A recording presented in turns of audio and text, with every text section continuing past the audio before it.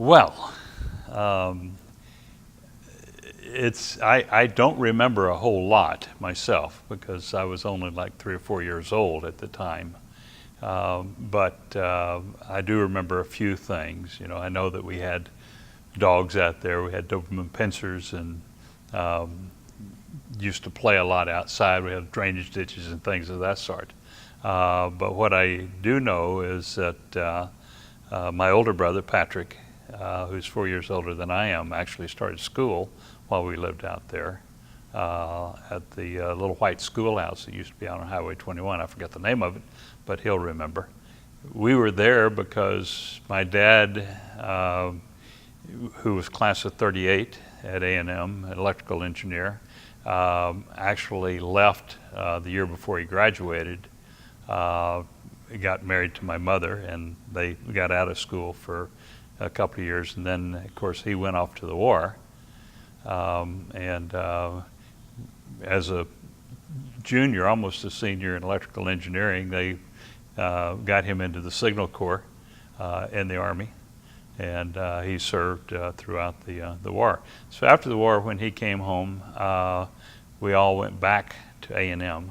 He returned for classes there and resumed his degree. And when we came back, of course, that was where the housing was for us, out at Bryan Field back then. So this was in 1947. He graduated actually in May of 48 out there.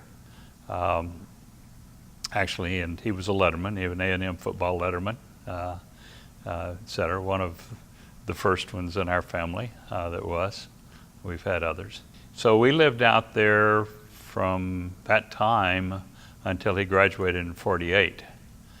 And not a whole lot of recollections, as I said, from me, but I do remember being there, you know, which was my first thing, and attending my first football games at A&M, of course, with them when I was 4 or 5 years old.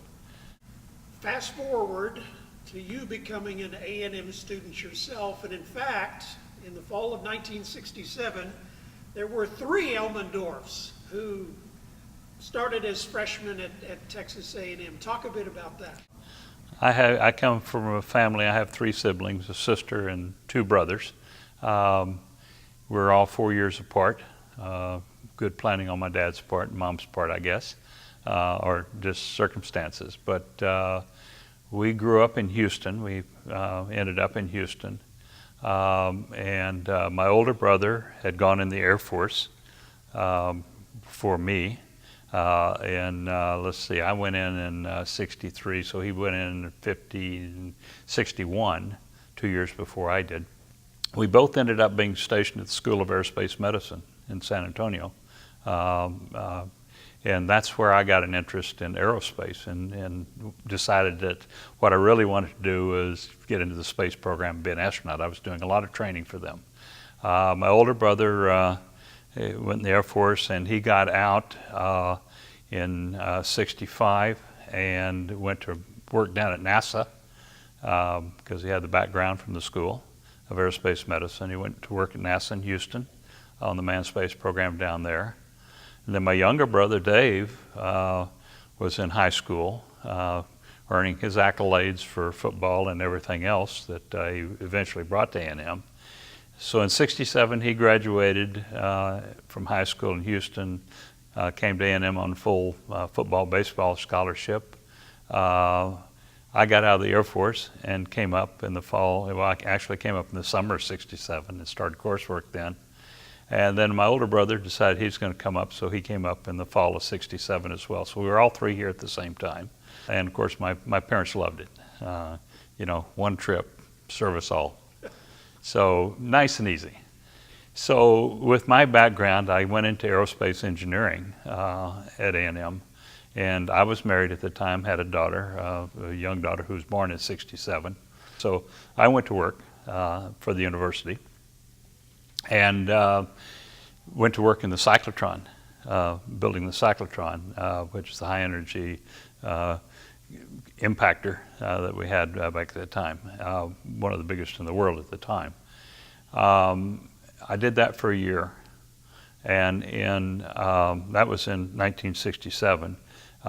In '68, in the spring of '68, the Aerospace Engineering Department asked me if I'd like to come to work there. They wanted to open a flight mechanics lab. So I said yes. So in '68, myself and three other aerospace students, one of them a grad student and a couple of other undergrads, joined the Aerospace Engineering Department and went out and actually opened the flight mechanics lab at the annex, which is now the hangar out there where the tower, the control tower is. At that time we had 3 airplanes out there. Actually we had 2 at the time. There were 2 in parts. We had an old AgCat that I think has been mentioned in your studies, and the parts for another AgCat, first 2 prototypes, metal wing prototypes. And we had a Piper PA-18 Super Cub.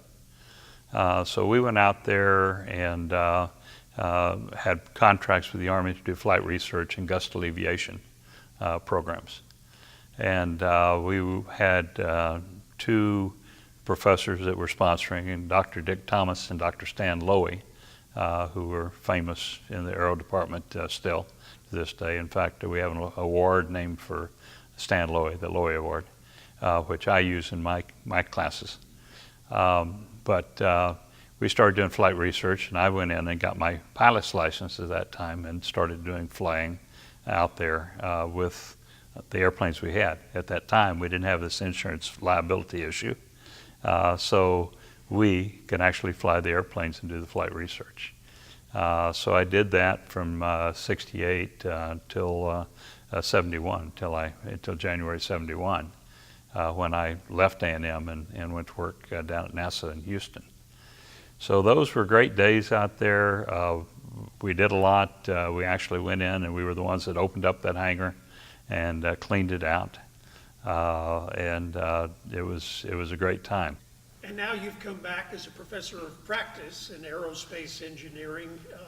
That hangar, building 7046, is still the aerospace hangar, but not used as robustly as back when you were in school.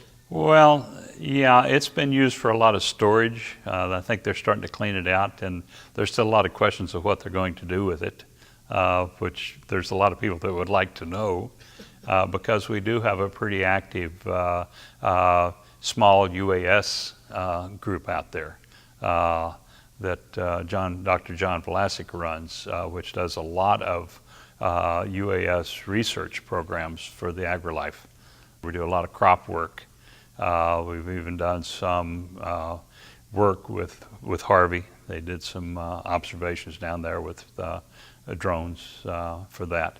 So there's a lot of that going on down there, and a lot of research still out of that hangar, but it's all unmanned.